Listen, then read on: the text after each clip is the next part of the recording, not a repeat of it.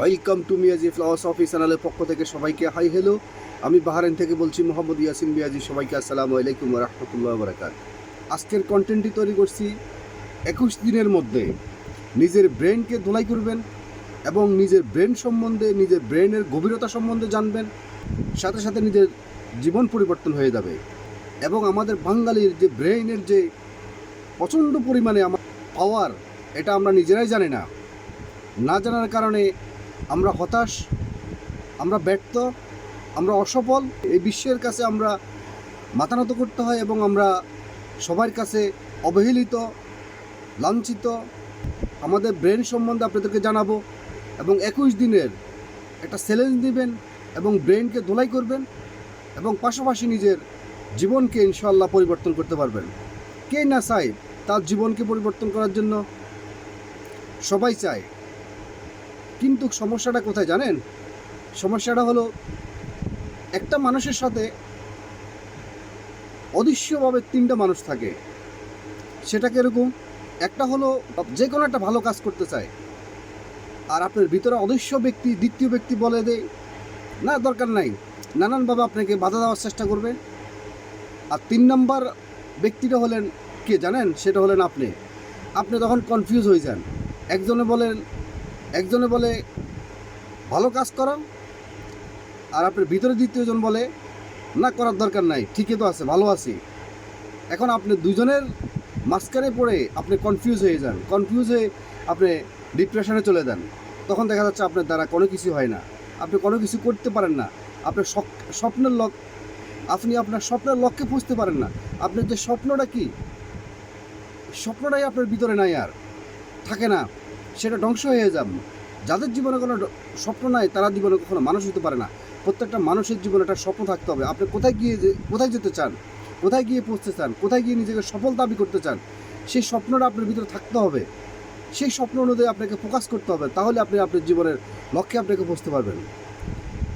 আগে আপনাদেরকে একটু গল্প শোনাই। আমাদের বাঙালি জাতিদের যে ব্রেনের কত স্পিড, এই বিষয়ে আপনাদেরকে একটু গল্প বলি, তাহলে আপনাদের ভালো লাগবে ভিডিওটা এবং আপনাদের বুঝতে আরও সুবিধা হবে।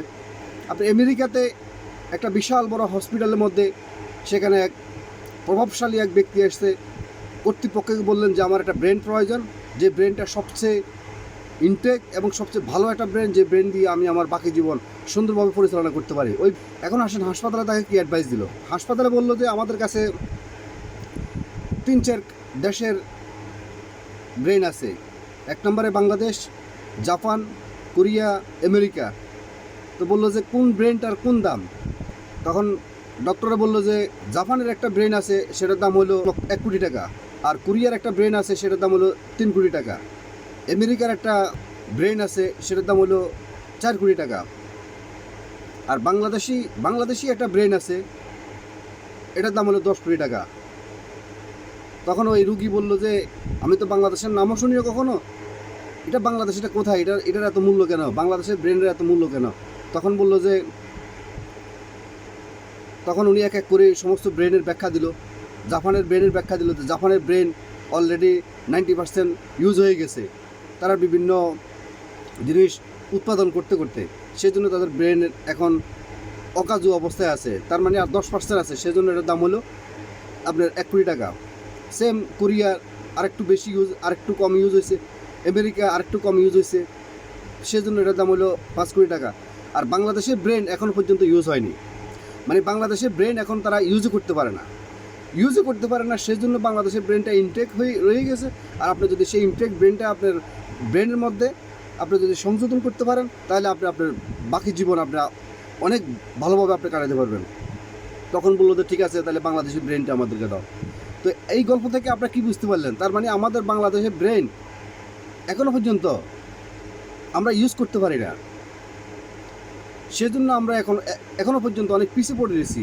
আমরা মানুষের কাছে এই পৃথিবীর মধ্যে আমরা সবচেয়ে অবহেলিত দেশ হিসাবে, জাতি হিসাবে আমরা এখনও পর্যন্ত আছি। সেজন্য আজকে আমাদের ব্রেনকে আমাদেরকে ধোলাই করতে হবে এবং আমাদের ব্রেনের ভিতরে কী লুকায়িত আছে সেটা আমাদেরকে খুঁজে বের করতে হবে এবং আমাদের ব্রেনকে যথাযথ মূল্যায়ন করে আমরা আমাদের জীবনের স্বপ্নের লক্ষ্যে আমাদেরকে ফোকাস করতে হবে এবং আমাদের স্বপ্ন আমাদেরকে হাতে নিয়ে আসতে হবে। বাংলাদেশের ব্রেন সম্বন্ধে তো জানলেন, এখন 21 দিনের মধ্যে কীভাবে নিজের ব্রেনকে দোলাই করবেন এবং নিজেকে কীভাবে নিজের স্বপ্নের লক্ষ্যে ফোকাস করবেন সে বিষয়ে আলোচনা করি। সবচেয়ে ইম্পর্টেন্ট হলো আপনার ভিতরে যে অদৃশ্যমান যে ভালো ব্যক্তিটি আছেন, উনি সবসময় চায় যে ভালো কোনো কাজ করার জন্য।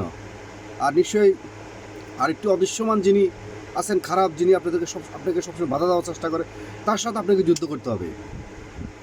যুদ্ধটা আপনাকে এভাবে করতে হবে, আপনি আপনার লাইফ স্টাইলকে চেঞ্জ করতে হবে। লাইফ স্টাইলকে চেঞ্জ করার মধ্যে আপনাকে একটা ডায়েরি মেনটেন করতে হবে।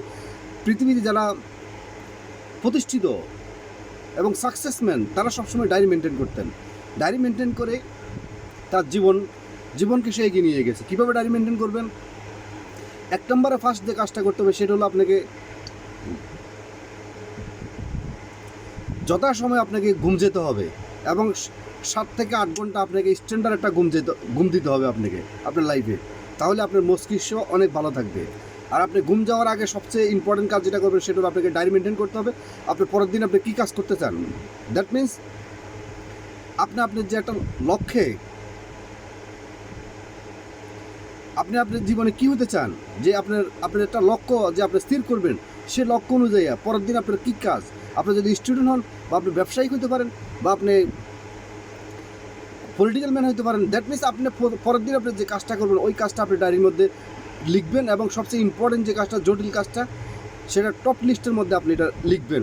আর সকালবেলা সবচেয়ে ব্রেন ভালো থাকে, ব্রেন মর্জি ভালো থাকার কারণে আপনার সবচেয়ে এবং বডিতে অনেক শক্তি থাকে, সেজন্য তাহলে আপনি সকালবেলা আপনার ওই ইম্পর্টেন্ট কাজটা বা শক্তিশালী কাজটা, ঝামেলাপূর্ণ কাজটা যখন আপনি সকালবেলা হাতে নেবেন তাহলে দেখবেন যে খুব দ্রুত গতিতে আপনার সেই কাজটা আপনার সমাধান হয়ে যাবে।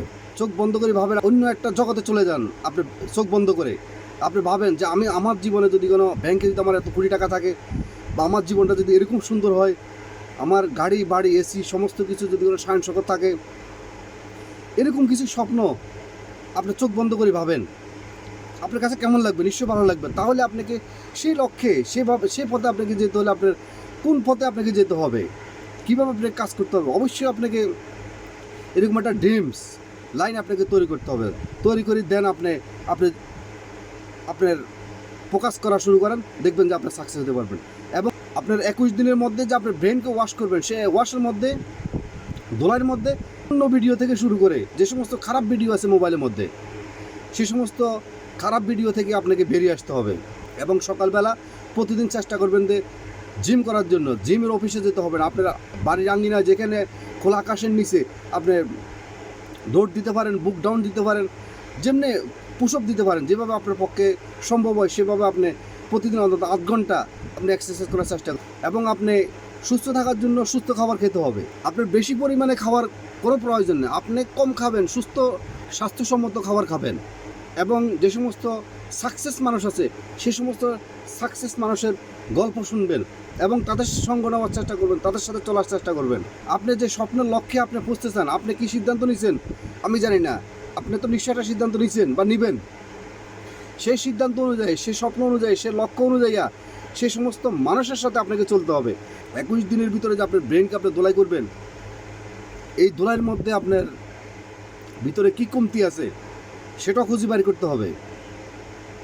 আপনার ভিতরে যদি লিক থাকে তাহলে আপনাকে লিক ফিল আপ করতে হবে। যে সমস্যা আছে সেই সমস্যাকে আপনাকে দূর করতে হবে। দূর করে দেন আপনার স্বপ্নের লক্ষ্যে আপনাকে ফোকাস করতে হবে। আপনার জীবনকে বাস্তবায়ন করার জন্য, আপনাকে সফল করার জন্য আপনি নিজেই যথেষ্ট। এখন আপনার ভিতরে যে অদৃশ্য দুইটা মানুষ আছে, একটা মানুষকে আপনাকে পরাজয় করতে হবে, পরাজয় করে আপনাকে সফল হতে হবে। আজকের মতো ভিডিওটি এখানে শেষ করলাম। আপনাদের যদি ভিডিওটি ভালো লেগে থাকে তাহলে অবশ্যই লাইক, কমেন্ট, শেয়ার করতে ভুলবেন না। এবং যিনারা আজকে নতুন, অবশ্যই মিয়াজি ফিলসফি চ্যানেল সাবস্ক্রাইব করে পাশে থাকবেন। এবং যিনারা আগে সাবস্ক্রাইব করছেন আপনাদেরকে অসংখ্য ধন্যবাদ। আজকের মতো ভিডিওটি এখানে শেষ করলাম। অন্য একদিন আরেকটি নতুন একটি ভিডিও নিয়ে আবার দেখা হবে, কথা হবে। ততক্ষণ পর্যন্ত ভিতর থেকে ভালো থাকবেন, সুস্থ থাকবেন, মোটিভেট থাকবেন। আবারও মিয়াজি ফিলসফি চ্যানেলের পক্ষ থেকে সবাইকে আসসালামু আলাইকুম ওয়া রাহমাতুল্লাহি ওয়া বারাকাতুহু।